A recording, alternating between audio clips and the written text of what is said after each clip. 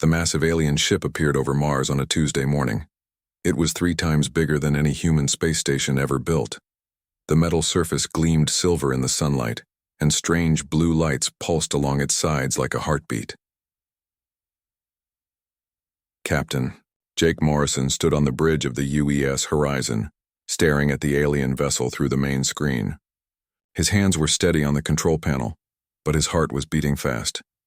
This was the moment humanity had dreamed about and feared for decades. First contact with an alien race. "Sir, they're sending us a message," said Lieutenant Ryan Bell from his position at the communications desk. Ryan was a tall man with short brown hair and serious eyes. He had been Jake's security chief for 3 years. "Put it through," Jake said. The screen flickered, and an alien face appeared.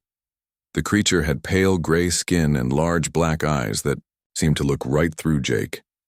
Its mouth was small, and when it spoke, the words came out in perfect English through their translation system.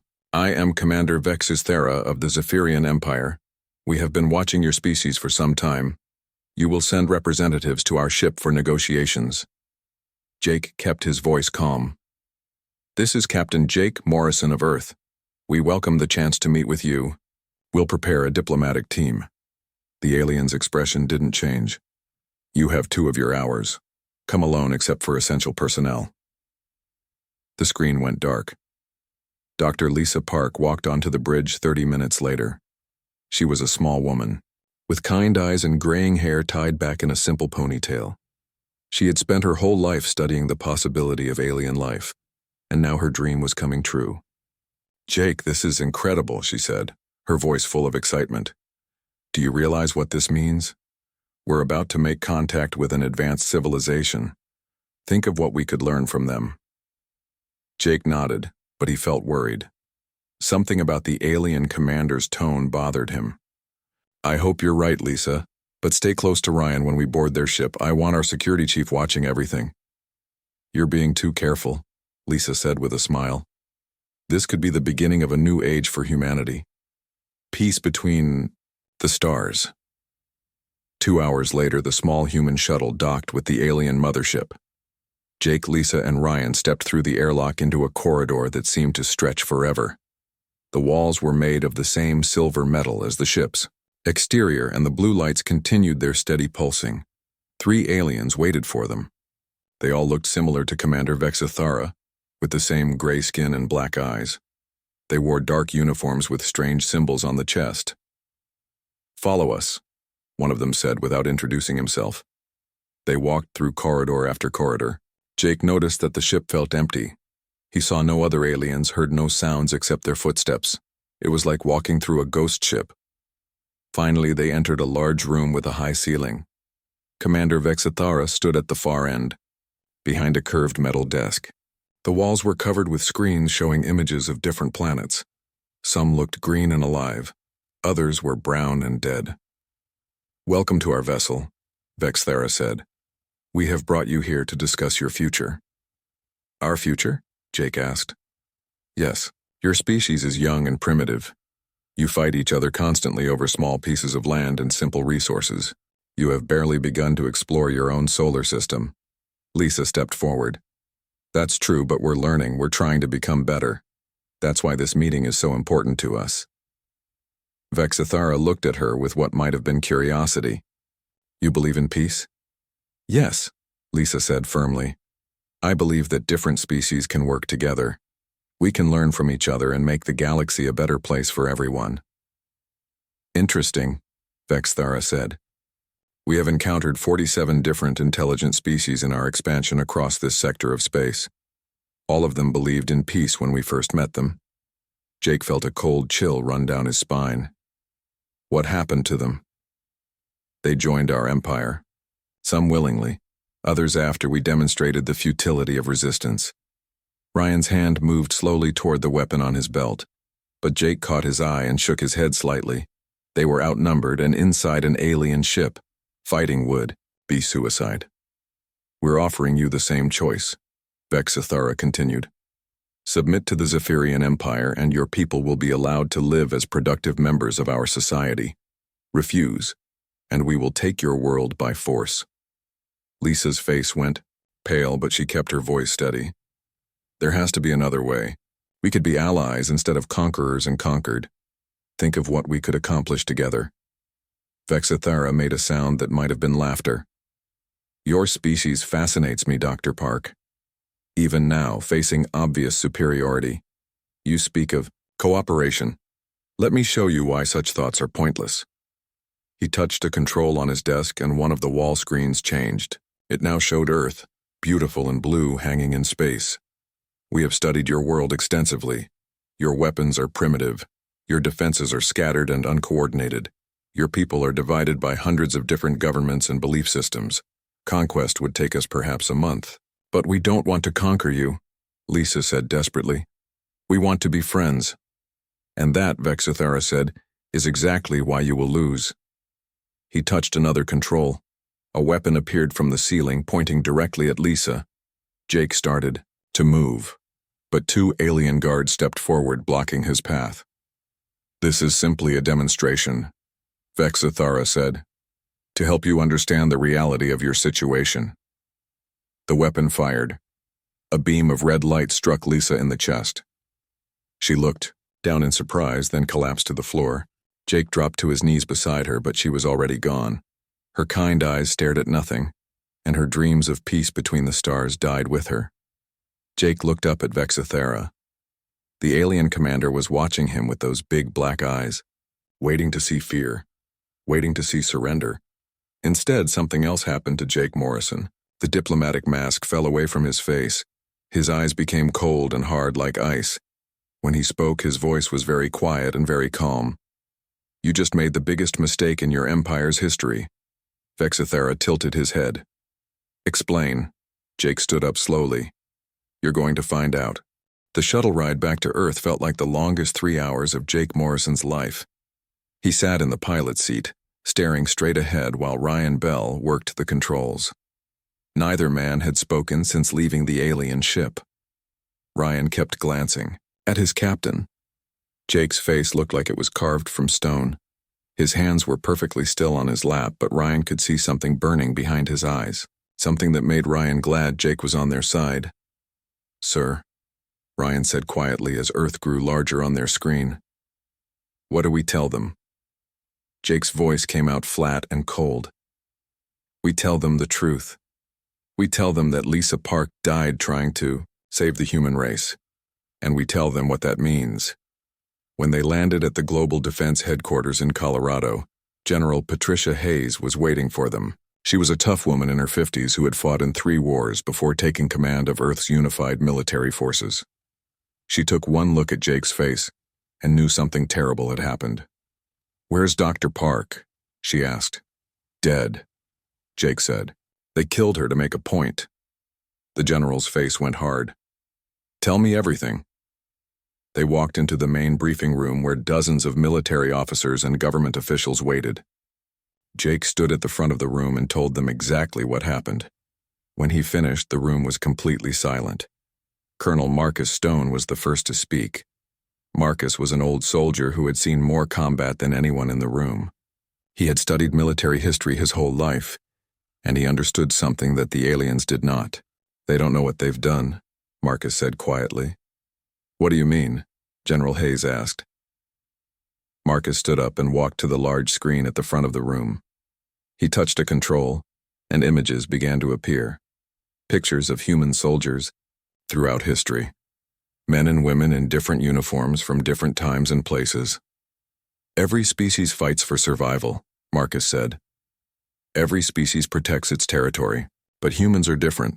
We fight for other reasons too. He touched the control again. Now the screen showed a picture of Dr. Lisa Park giving a speech at a medical conference. She was smiling, her eyes bright with hope and intelligence. Lisa Park saved 12 million people with her vaccine research. She developed treatments for diseases that killed children. She spent her life trying to help others, and she believed that humans and aliens could be friends. The room stayed quiet, but Jake could feel something changing in the air. He could see it in the faces around him. The same thing that was happening to him was happening to all of them. The aliens think they killed one person, Marcus continued. But they didn't just kill Lisa Park, they killed hope. They killed the dream of peace. They killed the future that every human being wanted to believe in. Lieutenant Amy Foster stood up in the back of the room. Amy had worked with Lisa Park for 5 years. She was a quiet woman who usually stayed in her laboratory, but now her face looked like Jake's. Cold and determined. "What do we do?"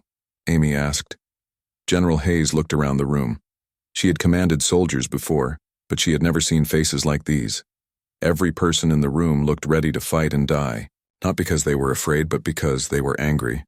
Not the hot anger that burns out quickly, but the cold anger that never goes away. "We prepare for war," the general said. Over the next few days, something happened that the aliens would never understand. The news of Lisa Park's death spread across Earth like wildfire, but instead of causing panic, it caused something else. Entirely. Sergeant Chris Murphy had been Dr. Park's security guard during her research trips to dangerous areas. He blamed himself for not being on the shuttle when she died. Now he worked 18 hours a day training soldiers, pushing them harder than they had ever been pushed before. "The aliens think we're weak because we care about each other," Chrissy told his trainees. "They're about to learn that caring makes us stronger, not weaker." In Mexico City, factory worker Ben Clark organized his entire industrial district. They stopped making cars and started making weapons. Ben had never been a soldier, but his daughter had died from a disease that Lisa Park's research might have cured. Now he worked day and night, turning every factory into a weapons plant. In New York, teacher Michelle Adams turned her school into a coordination center. She organized thousands of civilians, teaching them how to support the military effort. Michelle had used Lisa Park's teaching methods in her science classes. Now she used those same methods to prepare for war. The aliens had studied human behavior, but they had missed something important. When humans lose someone they love, they don't just get sad. They get focused. They get determined. They get dangerous. Amy Foster worked in her laboratory around the clock, but now she wasn't trying to cure diseases. She was trying to find ways to hurt the aliens. Her grief had turned into brilliant tactical thinking. Every experiment was designed to help humanity fight back. Jake Morrison met with military leaders from every nation on Earth. They had fought each other for centuries, but now they worked together like they had been allies their whole lives. The death of one good person had united them in a way that nothing else ever could. The aliens made a mistake, Jake told the assembled commanders. They think killing Lisa Park would make us surrender. Instead, they showed us exactly who they really are. They showed us that there can be no peace with them. Colonel Stone studied the alien ship data that Ryan had recorded. The Zephyrians were advanced, but they followed predictable patterns. They conquered other species the same way every time. They had never faced an enemy that got stronger when it lost something precious. "They're going to send scouts first," Stone predicted. "They'll try to break our spirit by attacking our cities. They expect us to panic and surrender." Jake's cold smile was not pleasant to see. "Then we'll give them a surprise they'll never forget." The transformation was complete. Earth was no longer a planet of scattered nations. It was a single weapon pointed at the stars, forged by grief and sharpened by love for everything the aliens had destroyed. 3 weeks after Dr. Lisa Park's death, the alien scout ships arrived. 5 silver vessels, each one the size of a city block, appeared over major human cities around the world. Commander Vexathara watched from his mothership as his forces took their positions above London, Tokyo, New York, Moscow, and Mexico City. The plan was simple and had worked 47 times before. The scouts would demonstrate their power by destroying a few buildings. The local population would panic and flee. The governments would realize resistance was hopeless and surrender within days. Vexathara expected the same pattern he had seen on every other world: fear, chaos, and quick submission. Instead, something completely different happened. In Mexico City, Major Elena Rodriguez stood on the roof of the military command center, watching the alien ship hover above the downtown area. She was a career soldier who had fought in conflicts around the world, but she had never seen anything like this. The alien ship fired a single beam of red light at a tall office building. The structure collapsed in seconds, sending up a cloud of dust and debris. Elena waited for the screaming, the running, the panic that should have followed. It never came. Instead, the people of Mexico City did something that made no sense to the aliens watching from above. They organized. Factory worker Ben Clark had spent 3 weeks preparing for this moment. As soon as the alien attack began, thousands of workers left their jobs and moved to predetermined positions throughout the city. Elena spoke into her radio. All units implement Plan Parker. They had named their defense plan after Lisa Park. Every soldier, every police officer, every civilian volunteer knew exactly what that meant. Ben Clark led a team of factory workers to the collapsed building. But they weren't there to help survivors. They were there to study the alien weapon. Within an hour, Ben's team had collected samples of the melted metal and strange residue left by the alien beam. "Get this to the lab," Ben told his assistant. "Amy Foster needs to see this." The aliens in the scout ship watched in confusion as the humans below seemed to ignore their demonstration of power. Where was the panic? Where were the fleeing crowds? In Tokyo, the same thing happened. The alien ship destroyed a shopping center, expecting to terrorize the population. Instead, engineer Kenji Tanaka organized his construction crews to start building defensive barriers around the city. They worked with a speed and coordination that seemed impossible. In London, when the aliens destroyed Big Ben, the British didn't mourn their famous landmark. Instead, Professor William Davies used the attack as a chance to test new tracking equipment. Every alien movement was recorded and analyzed. Commander Vexithera received reports from all 5 scout ships. The messages were all the same. The humans were not responding as expected. They showed no fear. They showed no signs of surrender. "Increase the attacks," Vexithara ordered. "Destroy more buildings, they will break eventually." But the humans didn't break. In New York, when the aliens destroyed the Statue of Liberty, the people gathered in the streets, not to flee, but to sing. They sang songs about freedom and sacrifice. They sang songs about fighting against impossible odds. The alien crews had never encountered anything like this. On every other world, the local population had run in terror after the first demonstration. These humans seemed to get more determined with each attack. In Moscow, Captain Alexei Petrov coordinated the city's defenses with a precision that impressed even his enemies. When the aliens destroyed the Kremlin, Alexei simply moved his command center to a subway station and continued working. "They can destroy our buildings," Alexei told his staff, "but they cannot destroy our will to fight." Lieutenant Amy Foster worked in her laboratory below the ruins of Mexico City. She studied the samples that Ben Clark's team had brought her. The alien weapons were powerful, but they followed physical laws that humans could understand. "I've got something," Amy announced, over the communication network that connected all human cities. "Their weapon systems use a specific energy frequency. If we can build shields that resonate at the opposite frequency, we might be able to block their attacks." Within hours, every factory on Earth was retooling to build Amy's shield generators. The production speed amazed even the humans themselves. People worked without stopping, without complaining, without asking for payment. They worked because Lisa Park was dead, and her killers were in the sky above them.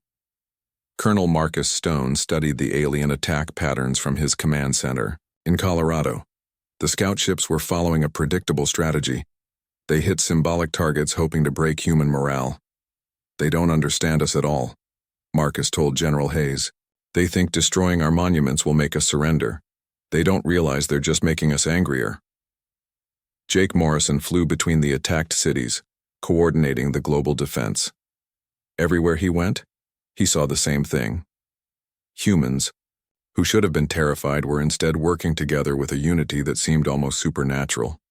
In London, children helped their parents build defensive positions. In Tokyo, elderly people volunteered to carry supplies to the front lines. In Moscow, artists painted camouflage patterns on military vehicles. "Sir," Ryan Bell reported to Jake during a flight to New York, "the aliens are increasing their attacks. They've destroyed over 100 buildings worldwide." Jake looked down at the city below. Even from the air, he could see people working in the streets, not fleeing, not hiding, but preparing for war. "Let them keep attacking," Jake said. "Every building they destroy just proves to every human on Earth that we can never make peace with them. They're doing our job for us."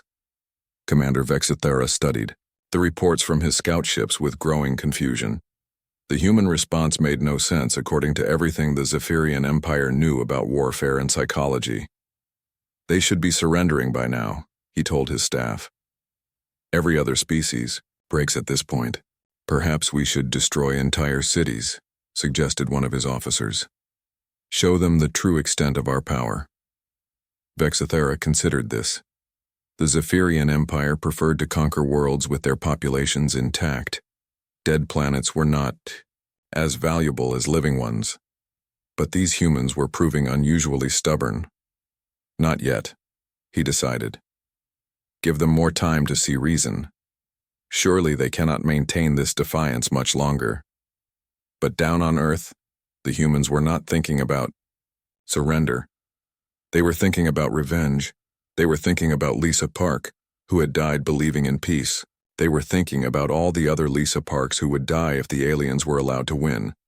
Amy Foster's shield generators came online in all 5 cities simultaneously. When the alien scout ships fired their next attacks, red beams of energy struck invisible barriers and scattered harmlessly into the sky. For the first time since arriving at Earth, the Zephyrian scout ships encountered effective resistance. Their weapons, which had destroyed the defenses of 47 other worlds, were useless. Commander Vexithera stared at his tactical display in disbelief. It was impossible. The humans had been a primitive species just weeks ago. How had they developed such advanced defensive technology so quickly? He didn't understand that grief could be the most powerful motivator in the universe. Commander Vexithera had waited long enough. The human resistance was not breaking as expected. After 2 months of failed scout attacks, he decided to deploy the full Zephyrian invasion fleet. 300 warships descended from the darkness of space toward Earth. The fleet was massive. Each ship carried enough firepower to level a continent. The Zephyrian Empire had used this same force to conquer worlds with populations in the billions. Earth's primitive defenses should have crumbled within hours. Vexithera watched his tactical display as the fleet took position around the planet. This time there would be no demonstrations, no warnings. The humans would surrender or die. Begin the assault, he commanded. The first wave of attacks hit Earth's major cities simultaneously. Hundreds of alien beams struck the shield generators that Amy Foster had built. The shields held for 30 seconds, then overloaded and failed. Alien weapons began pounding human positions again. But something strange happened. The humans did not panic. They did not surrender. Instead, they did something that no other species had ever done when facing the full might of the Zephyrian Empire. They attacked back. Pilot Sarah Collins led the first squadron of human fighters off the runway. In Nevada, her ship was tiny compared to the alien vessels, but it was fast and packed with weapons that Earth scientists had designed using captured alien technology. Remember, Sarah said over the radio to her wing, we're not trying to win. We're trying to hurt them. Sarah's squadron dove straight into the alien formation. The Zephyrians expected the humans to fight defensively, trying to protect their cities and military bases. Instead, the human pilots flew like they had nothing to lose. Because they didn't. Sarah's fighter exploded when 3 alien ships focused their fire on her, but her explosion was not random. She had flown her ship directly into the engine section of an alien cruiser. When her fuel tanks detonated, they took the cruiser with them. Across the planet, similar scenes played out in the sky. Human pilots traded their lives for alien ships at a ratio that made no military sense. 1 human fighter for 1 alien cruiser was a terrible exchange by any normal calculation. But humans were not using normal calculations anymore. On the ground, Sergeant Danny White led urban warfare units through the ruins of Chicago. The aliens had landed troops in the city center, expecting to find cowering civilians hiding in basements. Instead, they found something that their training had not prepared them for. They found humans who had turned their own city into a weapon. Every building that the aliens destroyed had been rigged to collapse in a specific pattern. The rubble fell exactly where Danny's teams wanted it to fall, creating barriers and traps throughout the city. The aliens found themselves fighting in a maze that changed every time they destroyed something. They're using their own destruction as a tactical advantage, reported one confused Zephyrian ground commander. This should not be possible. Danny's teams moved through the rubble like ghosts. They would appear, strike at the aliens, then vanish into tunnels and sewers that connected every part of the city. The aliens had superior weapons and armor, but they could not fight an enemy that was everywhere and nowhere at once. In London, Professor William Davies had spent 2 months studying every piece of alien technology he could find. Now he put that knowledge to use. His team had built devices that jammed alien communications and disrupted their navigation systems. Their technology is advanced, but it follows patterns, William explained to his assistants as alien ships crashed around them. Once you understand the patterns, you can break them. The aliens began to realize that they were not fighting a traditional war. Human tactics made no sense from a survival standpoint. Every human strategy seemed designed to maximize damage to the enemy, regardless of the cost to themselves. Dr. Kevin Brooks worked from a hidden laboratory beneath the Rocky Mountains. He had discovered something important about Zephyrian psychology. The aliens were logical creatures who calculated risk and benefit in everything they did. They expected their enemies to do the same. But humans had stopped calculating. They had started feeling. Send this to all units, Kevin transmitted to the global communication network. The aliens have a weakness. They cannot understand sacrifice. Use that against them. Captain Jake Morrison coordinated the global defense from a command center that moved constantly to avoid alien attacks. He watched the tactical displays showing the battle raging across Earth. The planet was being destroyed, but the aliens were losing ships at a rate that should have been impossible. Sir, Ryan Bell reported, we've lost 60% of our cities, but we've destroyed 40% of their fleet. Jake nodded grimly. By any normal measure, humanity was losing badly. But Jake understood something that the aliens did not. Humans could lose everything and still keep fighting. The aliens could not. Major Elena Rodriguez led the defense of what remained of Mexico City. Her forces were surrounded and outnumbered 10-1. Any reasonable commander would have surrendered. Instead, Elena ordered her troops to do something that shocked even her own soldiers. She ordered them to advance. We're not here to hold territory, Elena told her troops. We're here to make them pay for every inch of ground. We're here to make them understand that conquering Earth will cost them everything. Elena's forces charged directly into the alien lines. They died by the hundreds, but every death served a purpose. Every fallen human soldier took alien equipment with them. Every destroyed human position was booby-trapped to kill more aliens later. The Zephyrian ground forces began to retreat, not because they were losing, but because the cost of winning was becoming too high. Commander Vexithara watched his casualty, reports with growing horror. His fleet was winning every battle but losing the war. The humans were fighting like no species he had ever encountered. They were fighting like they wanted to die, as long as they could take aliens with them. Sir, his tactical officer reported, we've lost 120 ships. At this rate, we'll have destroyed the planet, but lost half our fleet doing it. Vexithara stared at the burning planet below. The Zephyrian Empire conquered worlds to add to their territory and population. What was the point of conquest if the victory cost more than it gained? But he could not understand what drove the humans to fight this way. He did not know about Lisa Park, or the love that had turned to grief, or the grief that had turned to rage. He did not know that humans were not fighting for territory or survival. They were fighting for revenge, and revenge, the humans had learned, was worth any price. Commander Vexithara made a decision that went against everything the Zephyrian Empire had taught him. He ordered the capture of human prisoners, not to torture them or break their spirit, but to understand them. The war was going wrong in ways that made no sense to him. The aliens captured Captain Jake Morrison and Dr. Kevin Brooks during a raid on a human command center in Colorado. They brought both men to the mothership orbiting Earth. Vexithara needed answers before his entire fleet was destroyed by an enemy that should have been defeated months ago. Jake and Kevin were brought to the same room where Dr. Lisa Park had died. Vexithara stood behind his metal desk, studying the two humans with his large black eyes. Both men looked tired and dirty from months of fighting, but neither looked afraid. "Your species confuses me," Vexithara said without introduction. "We have destroyed your cities. We have killed millions of your people. Yet you continue to fight with increasing determination. This makes no logical sense." Jake looked around the room, remembering Lisa's death. When he spoke, his voice was calm and cold. "You want to understand us? Then listen carefully, because I'm only going to explain this once." Kevin stepped forward. He had brought a small device with him, something the aliens had not bothered to take away because it looked harmless. It was a recorder containing videos from Earth's history. "Every species you've conquered fought for survival," Kevin said.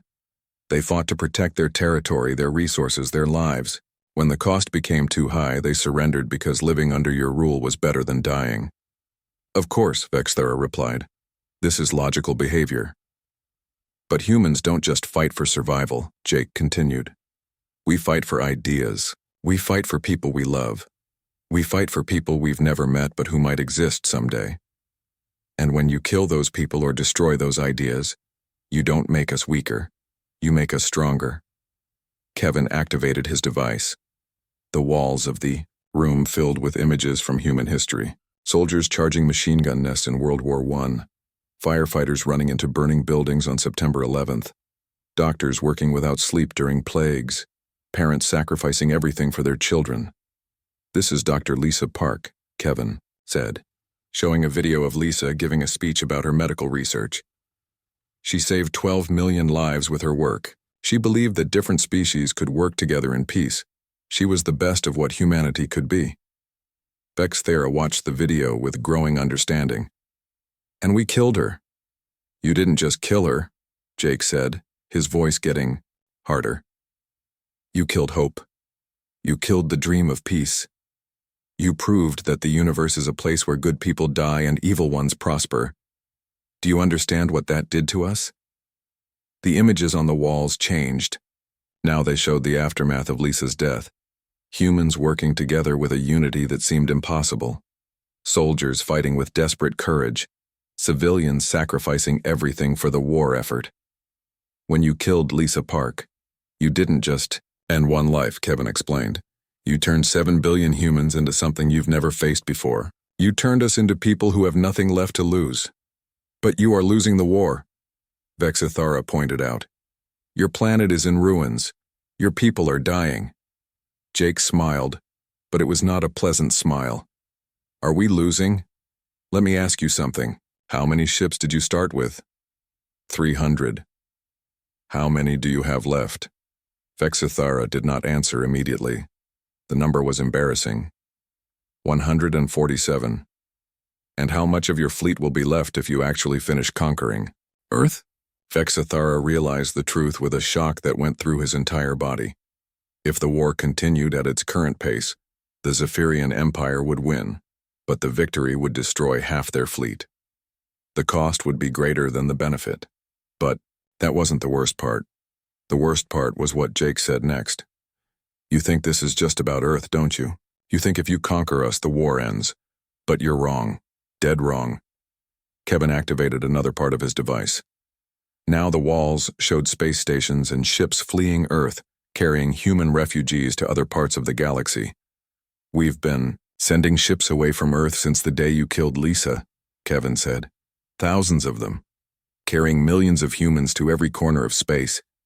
And every one of those humans knows your story now. They know you're the species that destroys hope. You see?" Jake continued. "You made a mistake that you can never fix. You turned humans into your enemy. Not just the humans on Earth, but all humans everywhere. For the rest of time, every human who is born will grow up knowing that the Zephyrian Empire murders innocent people who just want peace." Vexithara felt something he had never experienced before. Fear. Not fear of death, but fear of the future. "What are you saying?" "I'm saying you've created something that will haunt your empire forever," Jake replied. "You've created human beings who know that peace with you is impossible. Human beings who will spend their entire lives figuring out ways to make you pay for what you did." The walls showed more images. human children on distant worlds learning to build weapons, human scientists, developing new technologies designed specifically to hurt Zephyrians, human soldiers, training for wars that might not happen for decades. The humans you're fighting now are angry about Lisa Park, Kevin said. But the humans of the future will be something much worse. They'll be humans who grew up knowing that evil exists, and that it looks like you. Major Jennifer Scott appeared on one of the screens. She was leading an assault on a Zephyrian ground position, and her face showed the same cold determination that had marked every human fighter in the war. That woman there, Jake said, pointing at Jennifer. She's not fighting for survival. She's fighting for revenge. And revenge is patient. Revenge can wait generations for the right moment to strike. Vexithera stared at the images with growing horror. He finally understood what made humans different from every other species the Empire had conquered. Other species fought to live. Humans were willing to die to make their enemies suffer. You cannot defeat an idea, Kevin said quietly. And that's what you've made us. We're not just a species anymore, we're an idea. The idea that some things are worth fighting for no matter what the cost. We could destroy your entire planet, Vexithara said desperately. Kill every human on Earth. Go ahead, Jake replied. See what that does to the humans who are already scattered across the galaxy. See what happens when they have nothing left but revenge. Vexithara looked at his tactical displays. His fleet was still winning, but the cost was enormous. And now he understood that winning would not end the war. It would only make the war eternal. He thought about the 47 other species his empire had conquered. None of them had ever fought back after their defeat. But none of them had been humans. Humans, he realized, were the one species that became more dangerous when you tried to destroy what they loved. Commander Vexithara made the hardest decision of his career. He opened a communication channel to the entire Zephyrian fleet. All ships, he announced. Withdraw from Earth immediately. Full retreat. His officers stared at him in shock, but Vexithara ignored them. He opened another channel, this one broadcasting, to every Zephyrian ship in the galaxy. This is Commander Vexithara to all Zephyrian forces. Humans are not to be attacked or threatened under any circumstances. They are the one species that cannot be conquered, because they do not fight to live. They fight to make their enemies pay. Jake and Kevin were released and returned to Earth. As their shuttle descended toward the ruined planet, Jake looked out at the cities that would need to be rebuilt and the graves that would need to be dug. Think they learned their lesson? Kevin asked. Jake watched the alien fleet disappearing into space, carrying a warning that would spread across the galaxy. A warning about the species that turned love into a weapon and grief into a force more powerful than any fleet. They learned, Jake said. The question is whether anyone else will listen before they make the same mistake.